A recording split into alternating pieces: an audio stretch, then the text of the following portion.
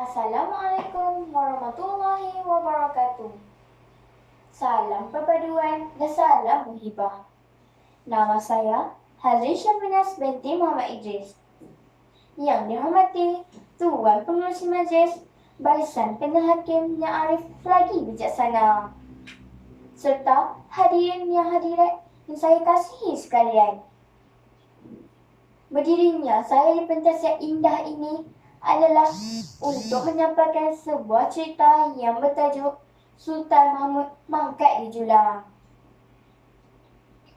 Pada zaman dahulu, ada seorang anak raja yang telah ditabarkan menjadi Sultan Johor pada usia 10 tahun dengan gelaran Sultan Mahmud Shah. Segala kemahan baginda akan dituruti. Setelah dewasa, baginda menjadi seorang zalim dan sombong.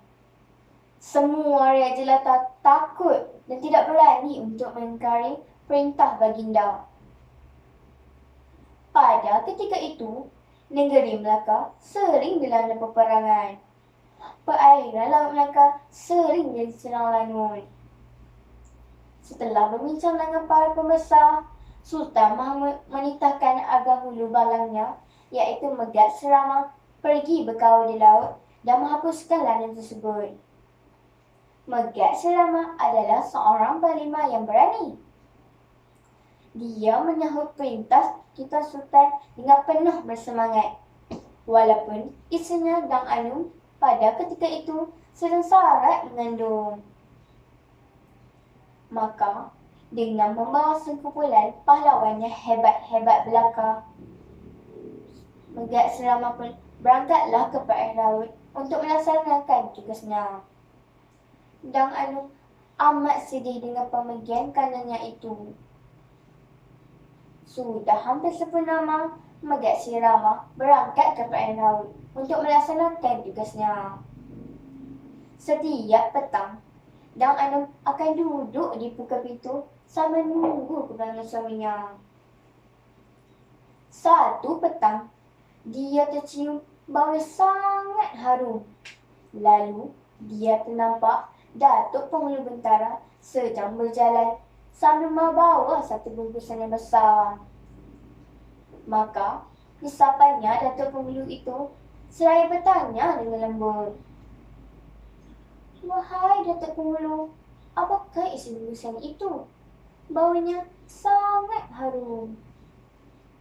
"Ini adalah sebiji nangka masak yang dibawa dari kebun Sultan," kata Datuk Penghulu. Setelah mendengarnya, tiba-tiba Dang Anu mengidam untuk memakan sebiji nangka itu walaupun seulas. Setelah menyampaikan hasilnya itu, Datuk Penghulu Bentara takut Sultan akan murka. Maka dia tidak berani untuk memberikan seulas nangka itu kepada Dang Anu. Maka Dang Anu terus merayu-rayu, "Biarlah saya menjamu seulas nangka ini, wahai Tok Penghulu. Anak dara kandungan saya ini yang mahu mengidam, Tok." Kerana kasihan, Datuk Penghulu pun mengopek kulit nangka itu, lalu mengambil seulas nangka dan memberikan kepada Dang Anu.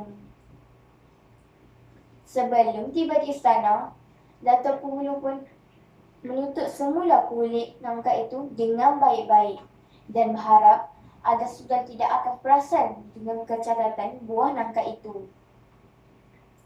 Setibanya di istana raja, dia pun mempersembahkan nangka itu kepada Sultan. Semasa meneliti dengan lebih dekat, tiba-tiba Sultan ternampak akan kecacatan buah itu. Lalu baginda pun bertanya, "Siapakah yang mengambil seulas nangka ini tanpa isi meta?" Dengan perasaan takut, Tok Penghulu pun mencerita perkara yang sebenar. Lalu, dia menitahkan agar Dang Anu ditangkap dan menghadap Sultan. Setelah Dang Anu ditangkap, Dang Anu menangis teresak-esak sambil berkata, "Ampunkan Patik, tuanku. Patik tidak berniat untuk memakan seulas nangka tuanku. Anak dalam kandungan Patih ini yang mahu merasanya, Tuanku. Dengan zalimnya Baginda berkata, kita akan lihat siapakah yang benar-benar memakan seulas tangkai ini. Ambillah pisau, belahlah perut Datuk Anu sekarang juga.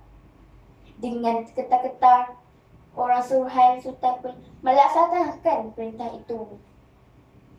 Setelah perut Datuk Anu dibelah, kelihatan bayinya yang sudah mati itu sedang menghisap seulas nangka. Cerita kematian kedua-dua beranak itu tersebar di seluruh kampung. Tidak ada seorang pun yang berani untuk berkata apa-apa, walaupun mereka tahu tentang kezaliman sultan mereka.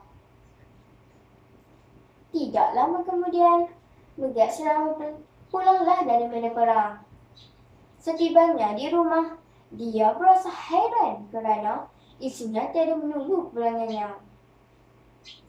Lalu, dia pun pergi ke rumah Tok Penghulu untuk bertanyakan tentang isinya. Kerana sedih, Tok Penghulu pun menceritakan perkara yang sebenar. Setelah menceritakan perkara itu, Megat Serama jatuh tersungkur sambil meraung memanggil-manggil nama Datuk Anu. Inikah balasanku walaupun telah menggadai nyawa demi Sultan? Inikah balasannya walaupun aku taat dan setia kepada Sultan? Hutang darah mesti dibayar dengan darah. Sultan akan menerima balasannya, jerit Megat Serama. Adapun Sultan akan solat di masjid pada setiap hari Jumaat. Lalu, Megat Serama pun telah membuat rancangannya sendiri. Semasa Sultan Mahmud sedang dijulang, Megat Serama akan muncul di celah-celah orang ramai lalu menikam Sultan. Dalam keadaan sakit yang teramat itu, Sultan berjaya mencabut semula kerisnya lalu membaling ke arah Megat Serama. Beliau meninggal dunia pada ketika itu. Manakala Sultan Mahmud meninggal dunia pada ketika sedang dijulang. Pada peristiwa itu, Sultan Mahmud mendapat gelaran Sultan Mahmud Mangkat dijulang. Pengajarannya ialah pemimpin perlu bertimbang rasa dalam memberikan hukuman kepada rakyat-rakyatnya. Sekian, terima kasih. Assalamualaikum warahmatullahi wabarakatuh.